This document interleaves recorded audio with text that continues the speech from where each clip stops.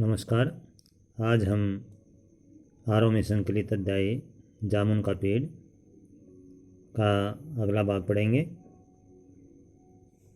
जब यह पता चला कि दबा हुआ आदमी एक कवि है तो सेक्रेटरीट की सब कमेटी ने फैसला किया कि चूंकि दबा हुआ आदमी एक कवि है इसलिए इस फाइल का संबंध न एग्रीकल्चर डिपार्टमेंट से है न हार्टिकल्चर डिपार्टमेंट से बल्कि सिर्फ कल्चरल डिपार्टमेंट से है।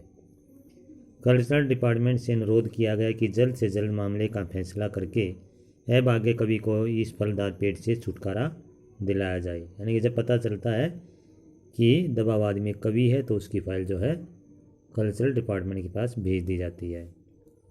फाइल कल्चरल डिपार्टमेंट के अनेक विभागों से गुजरती हुई साहित्य अकादमी के सेक्रेटरी के पास पहुंची।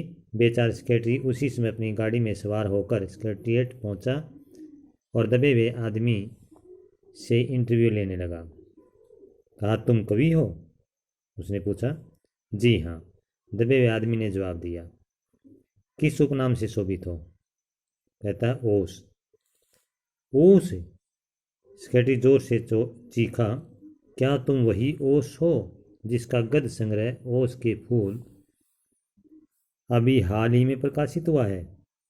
दबे हुए कवि ने हुंकार में सिर हिलाया। फिर कहता, क्या तुम हमारी अकादमी के मेंबर हो? सेक्रेटरी ने पूछा।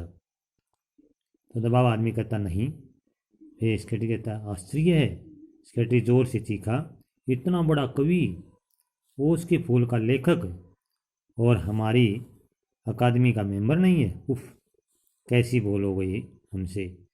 कितना बड़ा कवि और कैसी अंधेरी गुमनामी में दबा पड़ा है। तो इस तरह से वो कहता है।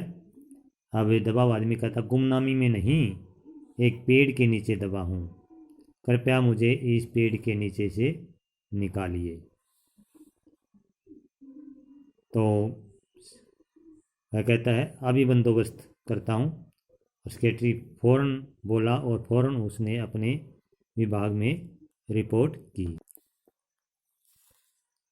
दूसरे दिन सेक्रेटरी भागा भागा कवि के पास आया और बोला, मुबारक हो, मिठाई खिलाओ।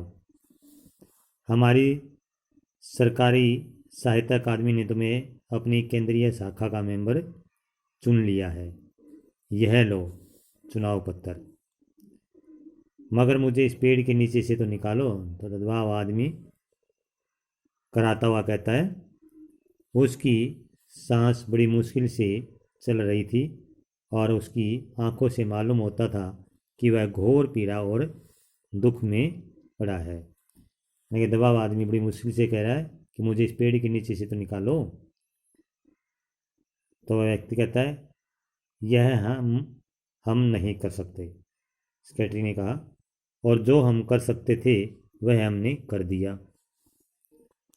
बल्कि हम तो यहाँ तक कर सकते हैं कि अगर तुम मर जाओ तो तुम्हारी बीवी को वजीफा दे सकते हैं।